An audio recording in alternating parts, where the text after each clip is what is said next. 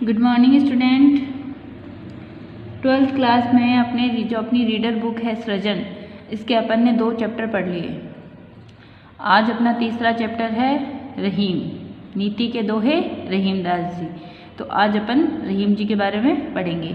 Chapter पढ़ने से पहले अपन इनके परिचय के बारे में पढ़ते हैं कि रहीम जी का जन्म 1556 ईस्वी में हुआ था और इनकी मृत्यु 1626 ईस्वी में। रहीम जी का पूरा नाम अब्दुल रहीम खान खाना था। इनके पिता बेरम खान ने मुग़ल बादशाह हुमायूं की मृत्यु के बाद अकबर के संरक्षण का दायित्व निभाया था। रहीम बचपन से ही साहित्य प्रेमी और बुद्धिमान थे। साहित्य प्रेमी यानी रचने का इनका शौक था, बहुत इनको पसंद था। उन्हें अपने माता पिता से वीरता, राजनीति, दानवीरता तथा काव्य जैसे गुण विरासत में मिले थे। ये चीज़ें इनके अंदर इनके माता पिता से ही संस्कार में थी। रहीम का व्यक्तित्व तो बहुत प्रभावशाली था। वे सामंजस्यवादी थे। श्री कृष्ण के प्रति भी उनकी अथाह श्रद्धा थी, यानी उनमें उनका प्रेम था। उन्होंने अपने काव्य में रामायण, महाभारत, पुराण तथा गीता जैसे ग्रंथों के कथा नायकों एवं पात्रों को भी बखूबी उल्लेख किया है। यानी अपन कहते हैं कि ये मुस्लिम थे, ऐसा नहीं है। यहाँ हम यही पढ़ रहे हैं कि इनको महाभारत में, रामायण में, पुराण, गीता, कृष्ण में, इनमें सब में बहुत रुचि थी और इन्होंने अपने काव्य में इनका उल्लेख भी किया है। इनके काव्य में नीति, भक्ति, प्रेम और श्रृंगार का सुंदर समावेश मिलता है। रहीम को दोहा, सोरठा, बरवे तथा सवैया छंदों में विशेष महारत हासिल थी। ये छंदों की विशेषता से रचना रचते थे। विशेष महारत का मतलब छंदों के अंदर ही इनकी रचनाएं होती थी। इनकी प्रमुख कृतियाँ दोहावली, बरवे नायिका भेद, रास पंचाधाई, मदनाष्टक तथा नगर शोभा, ये इनके प्रमुख कृतियाँ हैं। अपने अनुभवों को उन्होंने जिस सरल शैली में व्यक्त किया है, सरल मतलब इतनी सरल कि जैसे साधारण अपन किसी से अपनी बात को व्यक्त करते हैं, वैसे हमें इनकी चीज़ें, इनके दोहे जो है, इनकी रचनाएं जो है, हमें समझ में आती है। और नीति के लिए तो इनका प्रमुख विशेषता है कि इन्होंने नीति के लिए तो बहुत सारी रचनाएं रची है। प्रस्तुत पाठ में चयनित रहीम के दोहों द्वारा हमें परोपकार, सज्जनता, पर दुख कातरता यानी दूसरों के दुख में दुखी होना, स्वाभिमान एवं लोक व्यवहार की सीख मिलती है।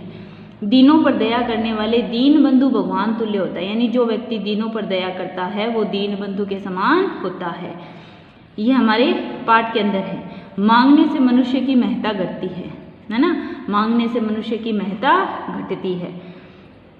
उत्तम स्वभाव वाले मनुष्य को कुसंग दुष्प्रभावित नहीं करती, यानी जिनका स्वभाव उत्तम, अपन कहते हैं कि बुरी संगत का बुरा असर पड़ता है, लेकिन जिनका स्वभाव उत्तम है, जो उत्तम स्वभाव के हैं, उनको कुसंग भी दुष्प्रभावित नहीं करती। सज्जन परोपकार के निमित्त ही संपत्ति का संग्रह करते। जो सज्जन व्यक्ति है वो परोपकार के लिए ही अगर संपत्ति का संग्रह करता है तो केवल परोपकार के लिए ही करता है। धनी पुरुष निर्धन होने पर भी अपने अतीत की चर्चा करते हैं, यानी किसी समय जब निर्धन थे या धनी थे तो वो अपने अतीत को अपने साथ लेकर चलते हैं, उसे भूलते नहीं हैं। जैसे आश्विन मास के जल विहीन बादल गरजते हैं, अच्छे लोगों के रूठने पर उन्हें मना लेना चाहिए। यहाँ क्या है, अच्छे लोगों पर, यानी अगर कोई अच्छा व्यक्ति है और वो किसी बात से हमसे रूठ जाता है तो हमें उसे मना लेने में ही हमारी भलाई है। आँख से निकलने वाले आंसू घर के भेदी की तरह हमारी व्यथा को जग जाहिर कर देते हैं। कितनी अच्छी बात है। देखो, आँख से जब आंसू निकलते हैं तो दूसरे वाले को पता चल जाता है कि हम दुखी हैं, यानी आंसू क्या है, घर के भेदी हैं। काम पड़ने व काम निकलने पर लोगों का व्यवहार भिन्न भिन्न होता है। काम पड़ता है तब तो हम बहुत लोगों को पूछते हैं, आवश्यकता होती है तो पूछते हैं ना, उसके आगे पीछे घूमते हैं, लेकिन जैसे ही काम निकल जाता है हम उसे पूछते भी नहीं हैं। तो ये हमारे जो दोहे हैं, नीति के दोहे, इनका सार दिया गया है। अब हम हमारा चैप्टर स्टार्ट करते हैं। हमारा चैप्टर है रहीम दास जी का, जो है नीति के दोहे। देखिए, रहीमन देखी बड़ेन को लघु न दीजिए डारी। रहीम दास जी क्या कहते हैं, रहीमन देखी बड़ेन को लघु न दीजिए डारी, रहीमदास जी कहते हैं, यानी जो हमारा प्रस्तुत पाठ है, हमें सबसे पहले क्या करना है, प्रसंग देना है। तो हम कैसे प्रसंग देंगे कि यह दोहा हमारी पाठ्य पुस्तक सृजन से लिया गया है और उसके चैप्टर नीति के दोहे जो रहीमदास जी द्वारा रचित है उससे उल्लेखित है। तो रहीमन देखी बड़ेन को लघु न दीजिए डारी, जहाँ काम आवे सुई कहाँ करे तलवारी।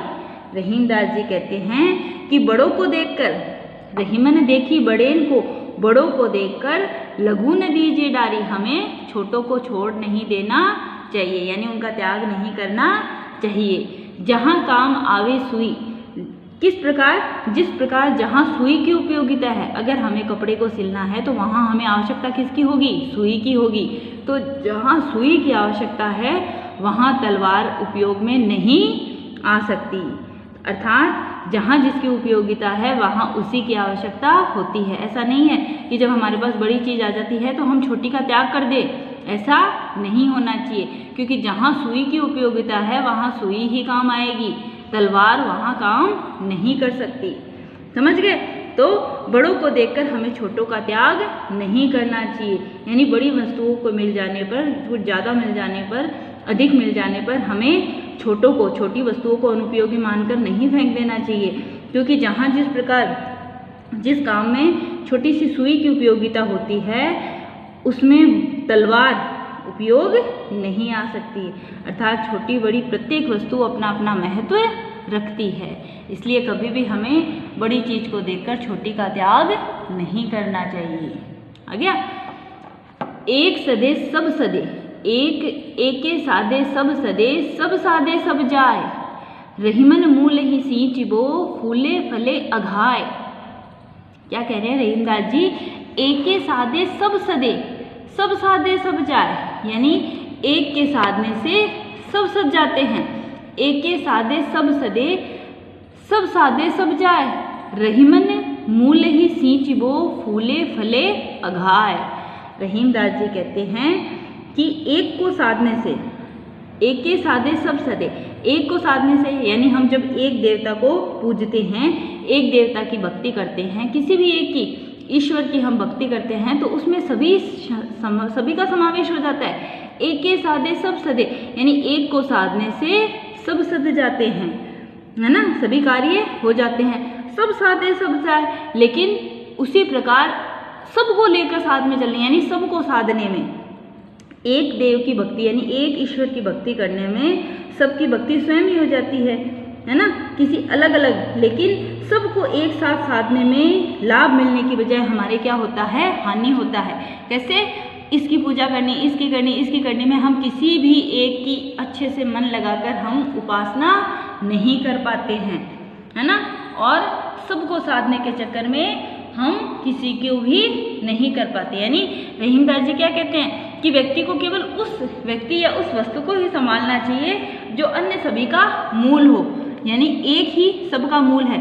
एक ईश्वर को हमने ध्यान लिया तो सबको ध्यान लिया, लेकिन सब साधे सब जाए, लेकिन जब हम सबको अलग अलग, अभी गणेश जी की पूजा करेंगे, अभी शिव जी की करेंगे, अभी लक्ष्मी जी की करेंगे, अभी इसकी करेंगे, तो इसमें क्या होगा, किसी भी एक की उपासना में यानी किसी भी एक कार्य को करने में हमारा मन नहीं लग पाएगा और हम क्या हो जाएंगे, इधर उधर भ्रमित होकर हमारे मूल से ही भटक जाएंगे। यानी किसी एक कार्य में हमें मन लगाकर करना चाहिए। जब हमारा एक कार्य पूर्ण रूप से, पूर्ण मन से सफल हो जाएगा तो वो सारे कामों में सध जाएगा। यानी कोई एक कार्य अगर हम पूर्ण मन से करेंगे तो वहाँ हमारे सभी कार्य अपने आप ही सिद्ध हो जाएंगे। लेकिन सबको करने के, थोड़ा ये कर लिया, थोड़ा वो कर लिया, थोड़ा वो कर लिया, इस चक्कर में हम क्या करते हैं, कोई भी एक कार्य पूर्ण रूप से, पूर्ण इच्छा से और पूर्ण मन से नहीं हो पाएगा और कोई सा भी काम सफल नहीं हो पाएगा। यानी एक साधे सब सदे, किसी एक कार्य को मन लगाकर करने से सभी कार्य सिद्ध हो जाते हैं। लेकिन सब साधे सब जाए, लेकिन सबको एक साथ करने के चक्कर में सभी समाप्त हो जाते हैं, यानी कोई एक का मूल आधार नहीं रह पाता। एक को साथ लेने में अन्य सभी व्यक्ति उसके साथ नहीं हो पाते। जिस प्रकार रहीमन मूल ही सींच वो फूले फले अगाए, जिस प्रकार रहीमदास जी कहते हैं कि वृक्ष की जड़ को सींचने से, रहीमन मूल ही सींच वो, रहीमदास जी कहते हैं कि वृक्ष की मूल यानी जड़ को सींचने से सभी फूल पत्ते अपने आप ही सिंचित हो जाते हैं। हमें अलग अलग से फूलों में पत्तों में पानी डालने की आवश्यकता नहीं होती। तो उसी प्रकार किसी एक कार्य को साधने के लिए हमें मन लगाकर, अपना चित्त उसी में लगाकर उसको करना चाहिए। सबको एक साथ साधने के चक्कर में हम किसी एक कार्य को भी पूर्ण रूप से नहीं कर पाएंगे। आ गया समझ में? कदली सीप भुजंग मुख स्वाति एक गुण तीन, जैसी संगति बैठिए तेसो फल दीन। रहीमदास जी क्या कहते हैं? रहीमदास जी कहते हैं कदली सीप भुजंग मुख। कदली यानी रहीमदास जी कहते हैं कि वस्तु हो या व्यक्ति हो, सबकी सब जैसी संगति करते हैं वैसा ही उसको फल प्राप्त होता है ना। जिस प्रकार स्वाति नक्षत्र में जो बूंद गिरती है वह एक स्वाति नक्षत्र में, बरसात नक्षत्र क्या होता है, अलग अलग समय होता है ना नक्षत्र, तो वैसे ही एक स्वाति नक्षत्र में होने वाली बरसात, जब स्वाति नक्षत्र होता है और उस समय जो बरसात होती है तो उस बरसात की जो बूंद है वो अपने तीन जगह यानी स्वाति नक्षत्र में जो बूंद गिरती है वह भिन्न भिन्न संगति से भिन्न भिन्न रूप प्राप्त कर लेती है। यानी वो बूंद तो वही है, बारिश की बूंद तो वही है, लेकिन उसकी संगति भिन्न भिन्न होने से वो रूप भी भिन्न भिन्न प्राप्त कर लेती है। कैसे? कदली, सीप और भुजंग। कदली में गिरती है, कदली यानी केला, तो जब कदली में गिरती है तो क्या बन जाती है? केले के वृक्ष पर गिरती है तो बूंद कपूर बन जाती है ना। और सीप यानी सीप मोती होता है ना। सीप एक कीट होता है वैसे तो, है ना। एक कीट निर्मित खोल होती है, उसके अंदर मोती पनपता है, तो ऊपर से उसको क्या कहते हैं अपन? सीप। इसके अंदर मोती पनपता है, तो जैसे ही सीपी में वो गिरती है तो इसके अंदर एक सुंदर मोती बन जाती है। और जैसे ही वो बूंद बारिश की भुजंग के मुख में, भुजंग यानी सांप, तो वही बारिश की बूंद जब भुजंग के मुख में गिरती है तो भयंकर विष का रूप धारण कर लेती है। बारिश तो वही है, एक ही बारिश है, लेकिन उसकी गिरने वाली बूंद को जैसी संगति मिलती है वो वैसा ही फल प्राप्त करती है। तो जैसे ही वो कदली में गिरती है तो कपूर बन जाती है, सीपी में गिरती है तो मोती बन जाती है, और भुजंग के मुख में गिरती है तो भयंकर विष बन जाती है। स्वाति यानी बूंद एक ही है, गुण तीन, लेकिन तीन जगह अलग अलग संगत मिलने से तीन अलग अलग रूप धारण कर लेती है। जैसी संगति बैठिए तैसो फल दीन। तो कभी रहीमदास जी भी कहते हैं कि जैसी संगति में हम बैठेंगे हम वैसा ही फल प्राप्त करेंगे। आ गया ना समझ में? यहाँ देखो ये कह रहा है कि स्वाति नक्षत्र यानी एक नक्षत्र है, उस नक्षत्र में जो बारिश होती है वो जो बारिश की बूंद है, नक्षत्र से मतलब है कि हर समय की बारिश में, अब जैसे पेड़ों में यूँ अपन कह देते हैं, लेकिन जिस समय फल आने का समय होता है, जो ऋतु होती है उसी में तो फल आते हैं, चाहे हम कितना ही पानी देंगे ऋतु के अनुसार ही तो फल आएंगे। तो वही ऋतु है, स्वाति नक्षत्र का समय होता है जब उनमें फल प्राप्त होता है। तो उस समय जो बारिश होती है वो बारिश की एक बूंद, बारिश तो वही है, आसमान से आने वाली समान बारिश है, लेकिन वो अलग अलग जगह पर गिरकर अलग अलग संगत प्राप्त कर रही है। वही बारिश जब कदली में गिर रही है तो कपूर बन रहा है, वही बारिश सीपी में गिर रही है तो सुंदर मोती बन रहा है, और वही बारिश भुजंग के मुख में यानी सर्प के मुख में गिर रही है तो भयंकर विष को रूप धारण कर रही है। तो इसका मतलब क्या है कि बूंद तो वही है, लेकिन गुण उसको तीन प्राप्त हो रहे हैं। अर्थात जैसी संगति बैठी, अर्थात हम जैसी संगति प्राप्त करेंगे वैसा ही हमें फल प्राप्त होगा। आ गया? आगे देखो, काज परे कछु और है काज सरे कछु और, काज परे कछु और है काज सरे कछु और, रहीमन भंवरी के बहे नदी सिरावत मोर। रहीमदास जी क्या कह रहे हैं? काज परे कछु और है, यानी रहीमदास जी कहते हैं कि संसार में काम पड़ने पर और काम निकलने पर लोगों का व्यवहार बिल्कुल अलग अलग हो जाता है ना। कैसे? काम पड़ने पर वह वस्तु या व्यक्ति जो भी है वो बड़ा सम्मान के साथ रखा जाता है, परंतु जैसे ही काम निकल जाता है उसकी उपेक्षा की जाती है। जिस प्रकार विवाह के समय जब विवाह होता है तो रहीमन भंवरी के भय, जिस प्रकार विवाह होता है तो दूल्हे के सिर पर जो मोरपंख अपन देखते हैं ना, जो सेवरा, उसकी क्या होती है, बड़ी मान होता है उसका। दूल्हे को मोर उस पर सेवरे पर सेवरा बांध कर उसको क्या किया जाता है, भंवरी के फेरे पड़ाए जाते हैं उस सेवरे से। लेकिन जैसे ही रहीमन भंवरी के फेरे लगाए जाते हैं, सेवरे को सिर पे बांधा जाता है और उसको सिर पर बांधकर भंवरी के फेरे लगाए जाते हैं। और जैसे ही विवाह संपन्न होता है, नदी सिरावत मोर, उसी मोर पंख को, उसी मोर धारण सेवरे को नदी में बहा दिया जाता है। तो वही कहा जा रहा है कि जब मनुष्य को आवश्यकता होती है तो उसकी बहुत पूछ की जाती है, उसका मान सम्मान किया जाता है।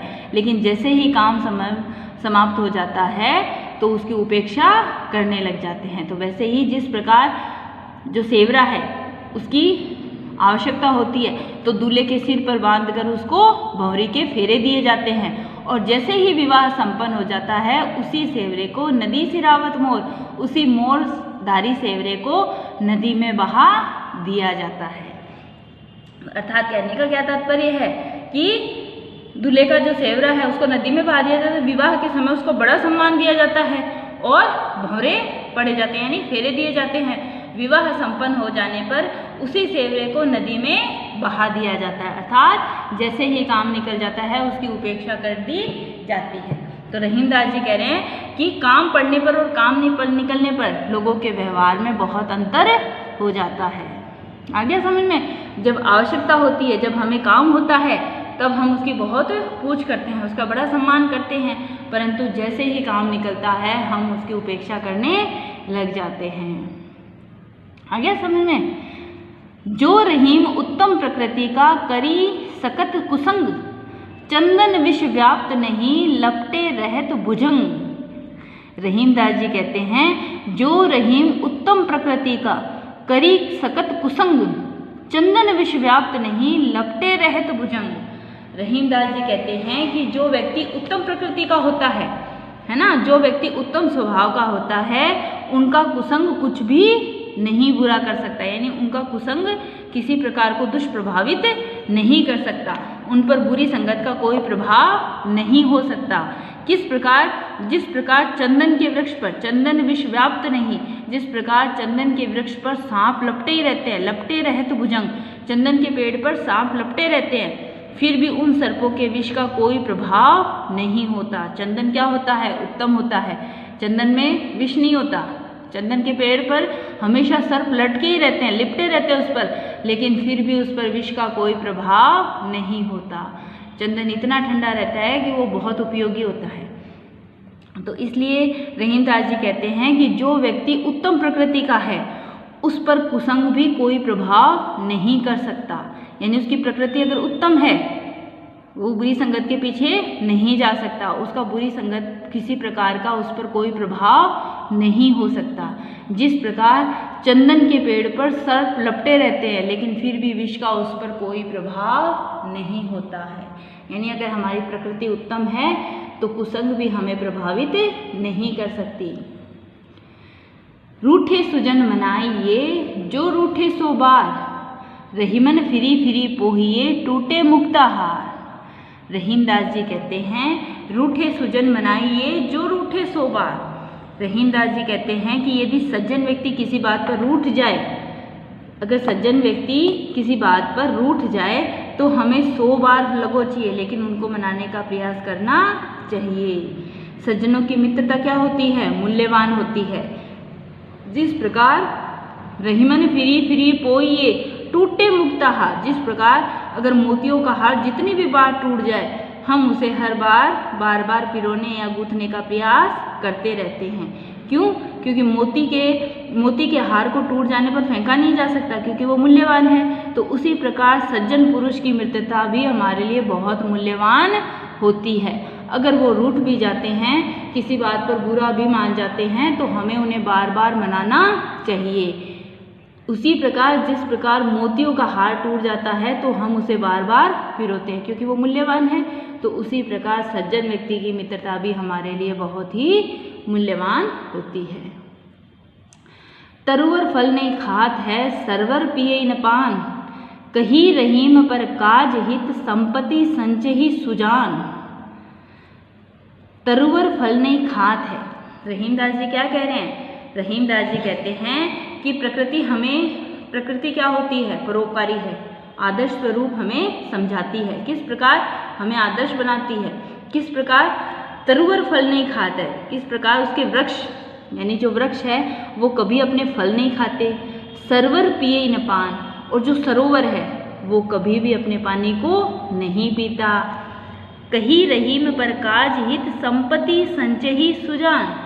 रहीमदास जी क्या कहते हैं, रहीमदास जी कहते हैं कि कही रहीम पर काज हित, रहीमदास जी कहते हैं कि सज्जन, यही बात सज्जन व्यक्तियों पर भी लागू होती है, वे क्या करते हैं, परोपकार के लिए, पर काज हित, दूसरों के हित के लिए, संपत्ति संचय ही सुजान, जो संपत्ति है उसका संचय करते हैं, है ना, यानी परोपकार के लिए ही संपत्ति का संचय करते हैं। उनके जो धन है उन धन का लाभ दूसरे ही उठाते हैं, यानी वो कभी भी अपने धन को या धन का संचय अपने लिए नहीं करते, अपने कार्यों या अपने हित के लिए नहीं करते हैं। जो परोपकारी व्यक्ति है वो धन का संचय दूसरों के हित के लिए ही करते हैं, यानी उनके धन से दूसरों का हित ही होता है। जिस प्रकार पेड़ है बहुत मीठे मीठे फल देता है लेकिन कभी भी अपने फल स्वयं नहीं खाता, यानी वो अपने फलों का स्वयं के लिए उपयोग नहीं करता। जो ठंडी छाया है उसका उपयोग भी वो अपने लिए नहीं करता। भयंकर धूप में स्वयं जलता है लेकिन अपने नीचे बैठने वाले को ठंडी छाया प्रदान करता है। सरोवर है, मीठा मीठा जो ठंडा जल है वो दूसरों को प्रदान करता है, लोग आकर अपनी प्यास वहाँ बुझाते हैं। कभी सरोवर अपने पानी का स्वयं के लिए उपयोग नहीं करता। तो उसी प्रकार जो परोपकारी व्यक्ति है, रहीमदास जी कहते हैं कि जो परोपकारी व्यक्ति है वो क्या करते हैं, पर काज हित, दूसरों के हित के लिए ही संपत्ति का संचय करते हैं। वो कभी भी अपने स्वयं के लिए या अपने पास में इकट्ठा करने के लिए संपत्ति को नहीं रखते। उनके पास जो संपत्ति है उससे दूसरों का हित ही होता है, दूसरों के हित के लिए ही वो संपत्ति संचय करते हैं। इसीलिए कहते हैं कि जो सज्जन व्यक्ति है या जो परोपकारी व्यक्ति है, प्रकृति हमें परोपकार का आदर्श स्वरूप समझाती है ना। प्रकृति से हमें परोपकार का आदर्श स्वरूप समझना चाहिए कि प्रकृति हमेशा दूसरों का हित करती है। जो पेड़ है, जो आकाश है, ठंडी हवा देता है, बादल बनते हैं, बारिश आती है, ये सब क्या है, प्रकृति हमें एक आदर्श स्वरूप बताती है कि हमें इस प्रकार दूसरों का हित करना चाहिए। आगे आपको समझ में आता है, एक और पढ़ लेते हैं, है ना, फिर आपकी ज़्यादा तो एक साथ पढ़ेंगे तो समझ में नहीं आएंगे। थोते बादर कुंवार के, ये पढ़ लेते हैं आज, है ना। थोते बादर कुंवार के जो रहीम गहरात, धनी पुरुष निर्धन भये करे पाछली बात। थोते बादल कुंवार के, रहीमदास जी क्या कह रहे हैं, वो कह रहे हैं कि वर्षा ऋतु के अंतिम मास में जो कुंवार के बादल है, आश्विन के समय में जो कुंवार के बादल होते हैं वो जल रहित होते हैं। बारिश का मौसम जा चुका होता है लेकिन फिर भी वो बादल अपने अभी उस पिछले गए हुए समय को याद करते हैं, यानी कुंवार के समय में बादलों में जल नहीं होता, वे केवल गरज गरज कर रह जाते हैं, उस समय बरस नहीं पाते क्योंकि उनमें जल नहीं है। तो इसी प्रकार जो व्यक्ति कभी धनी रहा है, यानी थोड़े समय पहले जब वो धनी था और आज वो निर्धन है, तो वो क्या करता है, कभी धनी रहा व्यक्ति जब निर्धन हो जाता है तो वह बार बार अपनी पिछली बातें, पिछली संपन्नता के दिनों को याद कर करके बातें करता है, यानी उन दिनों की बातें करता है। तो उसी प्रकार रहीमदास जी क्या कहते हैं, थोते बादल कुंवार के जो रहीम गहरात, जो कुंवार के बादल होते हैं वो घुमड़ घुमड़ कर गर्जना करते हैं लेकिन जल की वर्षा नहीं कर सकते। उसी प्रकार जो धनी पुरुष है निर्धन भय, अगर आज वो निर्धन हो गए हैं, करे पाछली बात, तो वो अपने पिछली बातों को याद कर करके संतोष करते हैं, यानी उनकी बातें कर करके अपने मन को संतोष दिलाते हैं, लेकिन आज वो धन का उपयोग नहीं कर पाते क्योंकि आज धन नहीं है। उसी प्रकार उन बादलों में आज बारिश नहीं है, वो घमड़ घमड़ कर गर्जना कर सकते हैं लेकिन बारिश नहीं कर सकते। तो वैसे ही जो धनी व्यक्ति है आज वो निर्धन हो गया है तो वो अपनी पुरानी बातों को याद करके अपने मन को सहला सकता है, लेकिन उस धन का उपयोग या उस उपयोग का आज वो कार्य नहीं कर सकता। आ गया समझ में? तो इसके आगे का अपन अगली क्लास में पढ़ेंगे, एक साथ आप इतने नहीं पढ़ पाओगे, आपको याद नहीं रह पाएंगे, समझ नहीं पाओगे। यहाँ तक का आज आप नोटबुक में कर लेना, अगला हम अगली क्लास में पढ़ लेंगे। तो यहाँ तक हम पढ़ चुके हैं, ठीक है।